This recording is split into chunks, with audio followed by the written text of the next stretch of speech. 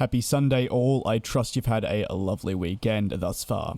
SAS has had a rough couple of months, from strikes with pilot unions to filing for bankruptcy protection. It's seemingly been an endless pit of negatives for one of the oldest carriers still in the skies. However, of all the days, and especially during the weekend, it was announced that SAS entered into a debit in possession, or DIP. It's a financing agreement for the equivalent of USD 700 million or SEK 7 billion in their local currency, an arrangement that will see funds managed by Apollo Global Management. And the purpose of this, you might be asking? Well, it's a specialized type of funding that you'll see utilized by businesses that are in the process of restructuring their business, notably those under the Chapter 11 bankruptcy protection. And of course, the added funding is exactly what SAS needs to be able to maneuver the challenges they're experiencing and hopefully re-emerge as an airline in a far better position. This is obviously a long process, but SAS expects it will conclude in 9 to 12 months.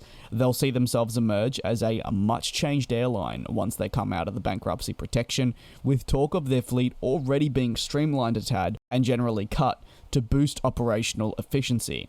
While the pandemic took a heavy beating on SAS, like many other airlines around the world, there were several other contributing factors that led to the airline's demise, if you will, and to where they are now. Most recently, the pilot strike definitely saw it tip overboard and saw hundreds of thousands of travelers impacted, with the vast majority of their network grounded. And as a reference point, the damages from that period was in the hundreds of millions. However, it must be said that even before the pandemic, SAS was an airline that was still reeling in the losses and was struggling incredibly to maintain its status and operations. They are a carrier that was caught out by the change in the market, and as various low-cost carriers emerged in the same area, SAS saw itself falling further behind.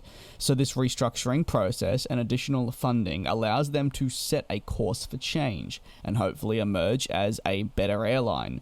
The SAS chairman of the board said, "We are pleased to have secured the financing commitment from investment firm Apollo Global Management, which follows an extensive and competitive process.